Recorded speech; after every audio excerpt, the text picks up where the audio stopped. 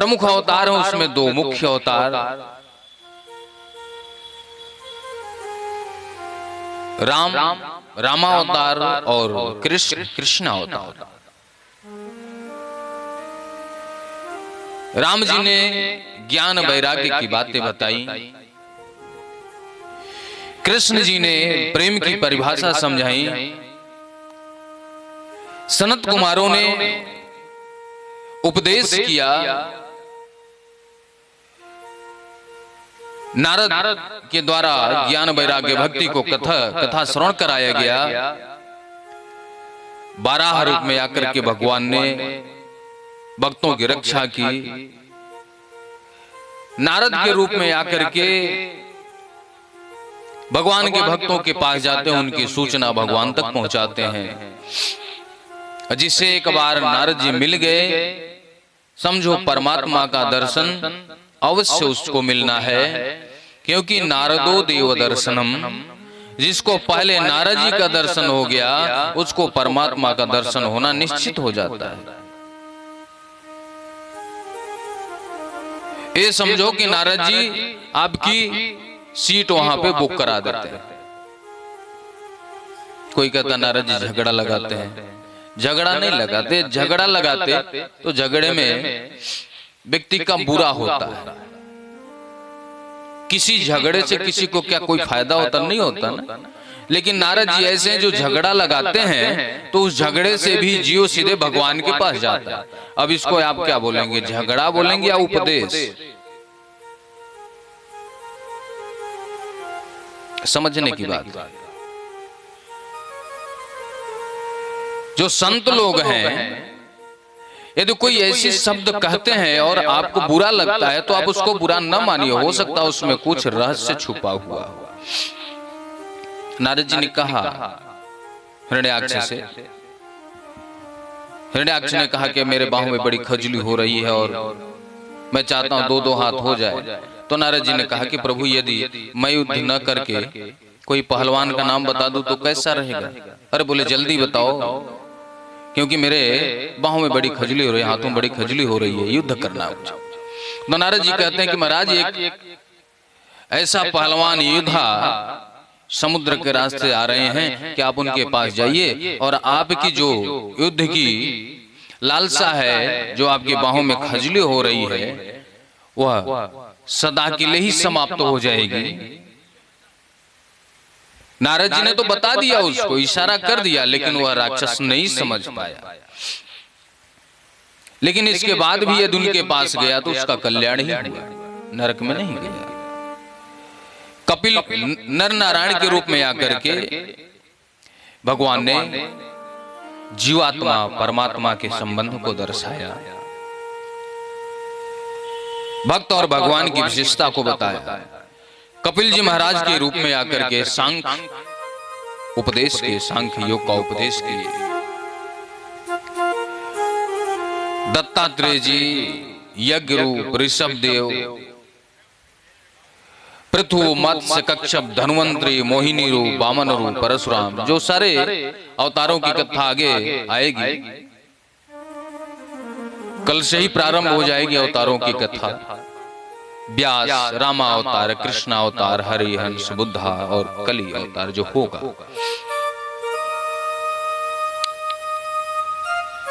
राम जी ने संपूर्ण जीवन में त्याग करके सिखाया कि यदि आपके जीवन में त्याग है तभी आपका जीवन सफल है।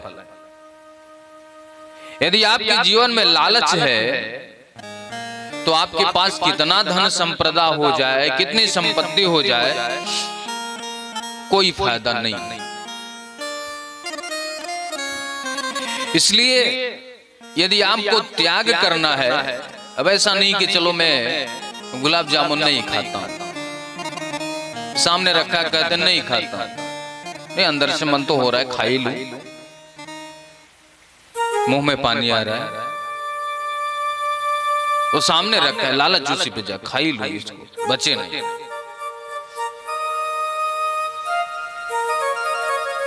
सच्चा त्याग कबीर का जो मन से दिया इनका मन मैला भया, वो डूब गए मजेदार। मन से उतारो, मन के हारे हार है, मन के जीते जीत, मन ही मिलावत मीत सो, मन ही करत फजी। मन से उतारिए, मन से दूर कीजिए। राम जी ने अपने जीवन में त्याग किया, मर्यादा का पालन किया, इसलिए मर्यादा पुरुषोत्तम कहा गया है। बोले राम जी महाराज की। और कन्हैया ने एक प्रेम की परिभाषा बताई। संसार में सभी लोग प्रेम करते हैं, लेकिन जो संसार का प्रेम है स्वार्थ लगा करके, यदि हमारे हिसाब का नहीं हुआ तो प्रेम खत्म, प्रेम समाप्त हो गया।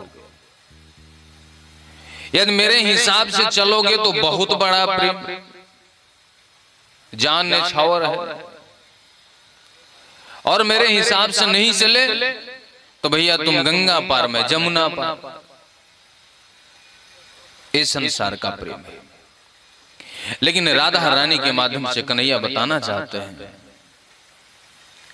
कि आप प्रेम कोई केवल प्रेमिका से नहीं किया जाता। प्रेम आप किसी से भी कर सकते हैं, अपना हो, पराया हो, पशु हो, पक्षी हो, जड़ हो, चेतन हो। माँ से भी प्रेम होता है, पिता से भी प्रेम होता है, भाई से भी प्रेम होता है, बहन से भी प्रेम होता है, पास पड़ोस से भी प्रेम होता है। लेकिन एक बेटा है यदि अपनी माँ से प्रेम करता है तो इसलिए करता है कि माँ के हिस्से की जो संपत्ति उसमें मुझे भी मिलेगा।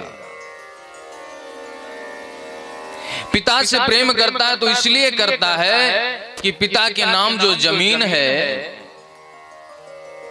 उसमें हमारा हिस्सा है।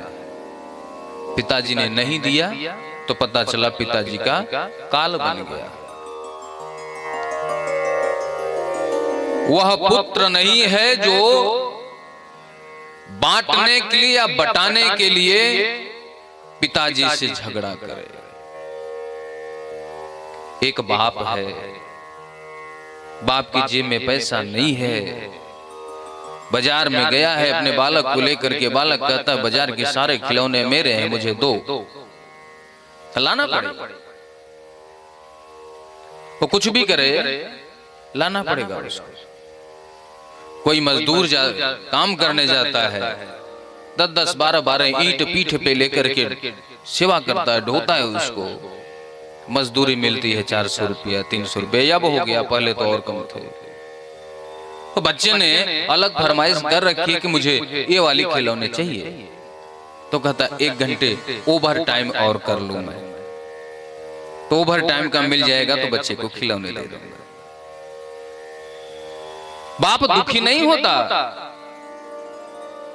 अपने कष्ट सह करके बाप दुखी नहीं होता, ओवर टाइम ड्यूटी करता है, ज्यादा ड्यूटी करता है अपने बच्चे की खुशी के लिए। लेकिन बाप तब दुखी होता है जब 2 बच्चे पिताजी के सामने जाकर के कहते हैं पिताजी हमारा हिस्सा हमें दे दो, इनका हिस्सा इनको दे दो, अपना हिस्सा आप ले लो, तब दुख होता है।